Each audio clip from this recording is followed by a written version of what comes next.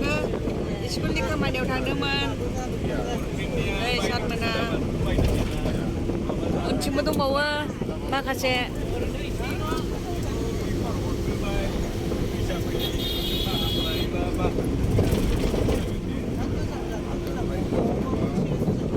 एपिजारनि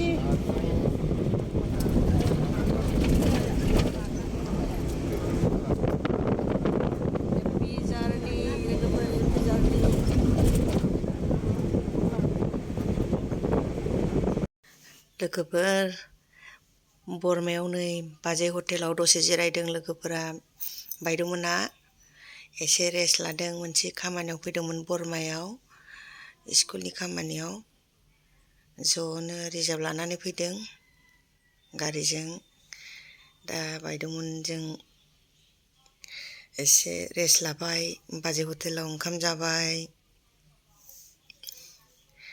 दसे थानानै नै बाजै हटेला बरमानि बाजै हटेल बियो रेस्ट लाबाय जिरायबाय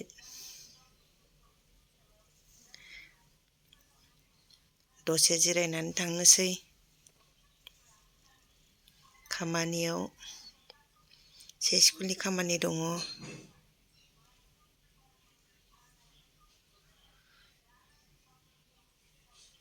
एसे देरि जालांगोन मिटिंसो नालाय स्कुल मिटिं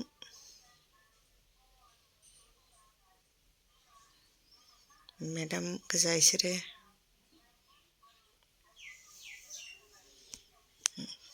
सोंहैनोसै आं बिसिनावनो मा लाबोदों नोंहा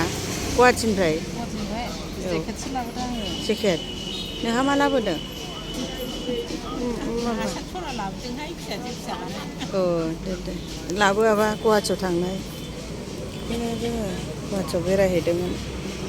ज' मेडाम साख्रि एपइन्टमेन्ट मोननायनि बेरायहैदों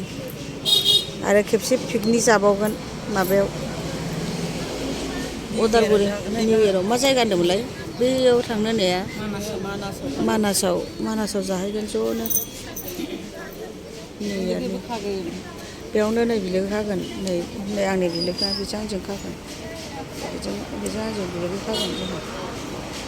मानासाव ज'नो अमा मासे लागोन अमा मासे बुथारगोन